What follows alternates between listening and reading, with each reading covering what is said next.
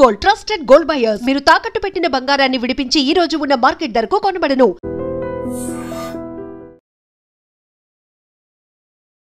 Welcome to iDreams. ఒక భయానిక వాతావరణం, తీవ్ర కలకరం, ఆందోళన, ప్రజలందరూ కూడా ఉలిక్కిపడ్డ సంఘటన. కన్న తండ్రిని కన్న కొడుకు సైకోలా మారి హత్య చేశాడు. కుటుంబీకులపై కూడా దాడి చేయడానికి ప్రయత్నించాడు. మనం బ్యాక్ చూసుకున్నట్టయితే ఎక్కడైతే సంఘటన జరిగిందో విజయనగరం జిల్లా బొబ్బిలి నియోజకవర్గం బాడంగి మండలం గొల్లాది ప్రాంతంలో అయితే మాత్రం విషాదం చోటు చేసుకుంది. అందరినీ కూడా భయభ్రాంతులకు గురి చేసింది. ఒక కొడుకు కన్న తండ్రిని పీకని కోసేసి బొండాన్ని తలని వేరు చేసేసి వీరంగం వేసిన ఘటన. సో దీనికి సంబంధించి అప్పుడు ఎవరైతే నిందితుడు ఉన్నాడో ఇంట్లో వాళ్ళపై కూడా దాడి చేయడానికి వెనకాడలేదు. బయట కూడా కత్తి పట్టుకొని వీరంగం వేశాడు. ఒక సైకో అలా బిహేవ్ చేశాడు. సో ఎవరైతే నిందితుడు ఉన్నాడో ఆయన యొక్క భార్య ఉంది, మాట్లాడదాం. అమ్మ, నిన్న అసలు ఏం జరిగింది? మీ ఆయన గతంలో ఎలా ఉండేవాడు?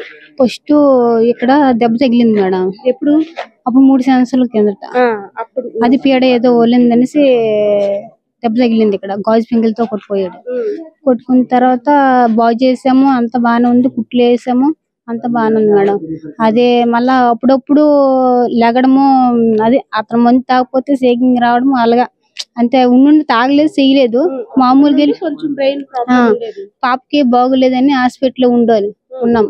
టక్కున 6 గంటలు లేసాము. 6 గంటలు లేస్తే బాత్రూమ్ లోనే ఇలాగ డోర్ కొట్టుకోండి మేడం, గాజు పింకులు ఉంటాయి కదా, అక్కడ కొట్టుకొని వెంటనే ఇలాగ ఇక్కడ అల్లరి చేస్తాడని అతను చెయ్యి పట్టుకొని, పాప చెయ్యి పట్టుకొని నేను తిన్నగా అతని కాడ తాయితీ కట్టేసి, అంటే పీడ కట్టి వాళ్ళింది తాయితీ కట్టేసి ఇంటికి డైరెక్ట్ తీసుకొని వస్తాను మేడం.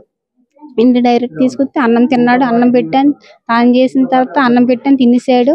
తినేసిన తర్వాత డోర్ వేసుకుని పడుకుని పండు మేడం.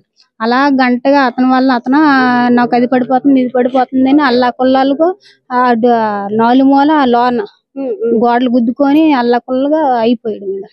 అలా వీధిలో కూడా కత్తి పట్టుకొని తిరిగాడు. ఇక్కడ అయ్యప్ప స్వామి పూజ చేసే వాళ్ళ దగ్గరికి వెళ్ళి అక్కడ కూడా కొంచెం వీరంగం వేశాడు, బిహేవ్ చేశాడు. అప్పటికి నేను ఇక్కడ కొట్టుకుంటాను మేడం. కొట్టుకున్న తర్వాత కరెక్ట్ 2 అయ్యింది, 1 గంటన్నర 2 అయ్యింది. ముసలోడికి ఫీవర్ వచ్చింది. ఫీవర్ వస్తే సత్యం గారి ఫీవర్ వస్తే ఏమిసి టీ పెట్టమని మేడం. అంతే, మాట్లాడరు. టీ పెట్టమని సైకి చేశారు. టీ ఇచ్చాను. టీ ఇచ్చిన తర్వాత తాగాడు. తాగేసిన తర్వాత ఏమేసి దుప్పటి కప్పమన్నాడు. దుప్పటి కప్పాను. టీ ఇంకా గ్లాస్ ఇలా పడిసాను. పిట్టి సైడ్ కిందనే పెట్టిన తర్వాత తినేసి ఈ రూమ్ లో నుండి అక్కడికి వచ్చి నేను ఆ ముసలివాడి పక్కన కూర్చునేసరికి ఈ 2 కాళ్ళు కొట్టుకొని అక్కడ నేలకేసి కుట్టాడు మేడం. నన్ను కొట్టిన తర్వాత ఏమేసి మళ్ళా గోడకి ఇలా గుద్దించి చేసాడు మేడం. ముసలోడు ఏమేసి వెళ్ళిపో ఇక్కడ 2కి వెళ్ళిపో అనేసి తరలించారు. బయటికి వెళ్ళిపోమన్నాడు. అంతే, గట్టి గ్వాసేసి వెళ్ళిపో అనేసి అన్నాడు. అంతే, ఎప్పుడు ఎలాగే అవుతుంది కదా అనేసి తన ఏమేసి నన్ను ఏటి అన్నాడు, నువ్వు వెళ్ళిపో అనేసి. నా వెనకలేను కదా ఇప్పుడు అలాగ అండు మేడం. తాగేసి ఉన్నా సరే అలాగ అండు. అయితే ఎప్పుడు మామూలు గసిరేస్తాడు, ఇలా తోసేస్తాడు. అలాంటిది ఏమేసి ఎంత అంటే నేను తరలించి వెళ్ళిపో అని గ్వాస్ వదలలేదు. నన్ను కొదేసాడు కిందనే. కొదేసిన తర్వాత ఎంత మాత్రం నేను వెళ్ళలేదు నేను వెళ్ళకపోతే ఏమిసి ఇంకా పే కొట్టుకొని గుంజించేస్తాను. గుంజించేస్తే ఏమేసి వెళ్ళిపోయి బూతులో తిట్టాడు. అంటే ఒక బూత్ వచ్చు తనకి మాడి సత్యంకి. అయితే ఏమేసి వెళ్ళిపోని తరలించారు. నన్ను తరలించడం వల్ల నేను ఇంకొక కాడు దొంగడిపోవడము తను ఇలా చేసాడు. అప్పుడు జరిగినప్పుడు అంటే ఏక కోసేసి తల మొండెం వేరు చేసేసి ఆ టైంలో ఇంట్లో ఎవరెవరు ఉన్నారు? ఎవరు లేరు మేడం. నేనే తరలించి పోయాను మేడం. బయటికి వెళ్ళిపోయాను మేడం. జరిగినప్పుడు ఎవరు లేరు మేడం. నేను మట్టుకు లేను ఇంట్లో. మరి బయట వాళ్ళు ఇప్పుడు అంటే ఇంత కిరాతకంగా అంత పేక కోసేసి ఆ కత్తితోటి నిన్ను కూడా ఎప్పుడైనా చంపడానికి బెదిరించాడు, కొట్టేవాడు అంటున్నావు? కానీ కొట్టేవాడు, కానీ అలా కత్తిలు తీసి అలా చేసేవాడు కాదు. బెదిరించి కొట్టేసి ముగ్గురిని కొట్టేవాడు మేడం. తన్ని ముసలివాడిని కొట్టేవాడు, వాళ్ళ అమ్మని కొట్టేవాడు, నన్ను కొట్టేవాడు. ఒక 5 నిమిషాలు జరువులు కాసిస్తే మా అమ్మ అటు ఇటు కొట్టిస్తే వాళ్ళకి అయిపోతున్నాడు మేడం. మళ్ళీ ఎలాంటిది నా వెనకతలే కదా వస్తాడు అనేసి అనుకో నేను తరలించిస్తే నా వెనకతలు రాలేదు. అసలు జరగాల్సింది నీ మీదే. నీ మీదే మీ మామయ్య గారి సత్యం మీదకి వెళ్ళిపోయాడు రాము మేడం. నా పోతే ఇంతవరకు నేను నా వెనకతలు వచ్చేసాడు కదా, ఎప్పుడు అలాగే వస్తాడు. నా వెనకతలు తరలైపోయాడు కదా అని అనుకోను. అంత పాపం. మరి అక్కడ నుండి మరి ఆ ముండెం ఎప్పుడు నరికాడు ఇక్కడ మరి ఎవరు చూసారో లేదు తెలియదు. సరే అంతే. ఎస్, దారుణం, అత్యంత కిరాతకం. కన్న తండ్రిని పీక కోసేసి మొండాన్ని తలని వేరు చేసిన సైకో. ఎలా చెప్పాలో కూడా తెలియటం లేదు.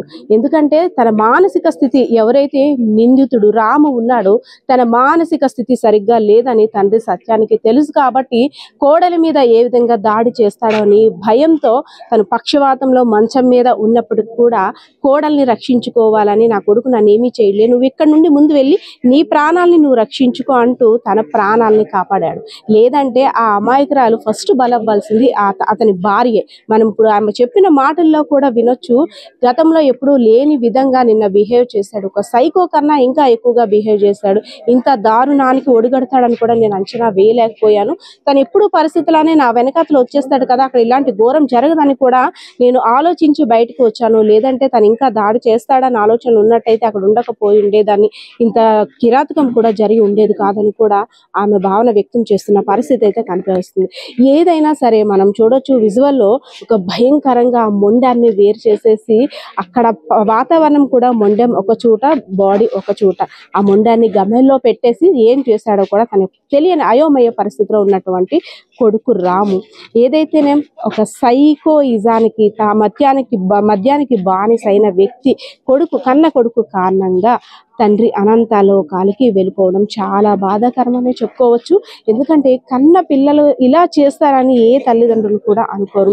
కన్న పిల్లల మీద మమకారం పెంచుకుంటారు. పెద్ద అయిన తర్వాత మంచాన పడితే ఇంకెవరు మాకు ఉన్నారు దిక్కు అంటూ కూడా వాళ్ళ మీద కోటి ఆశలతో, గంపెడంత ఆశతో పిల్లల్ని చాలా ప్రేమగా చూసుకుంటారు. అటువంటి కన్న కొడుకు ఇలా చేయడం ఏంటనేసి అని ఆ తండ్రి చనిపోతున్నప్పుడు కూడా చాలా ప్రాధాయపడ్డాడంట.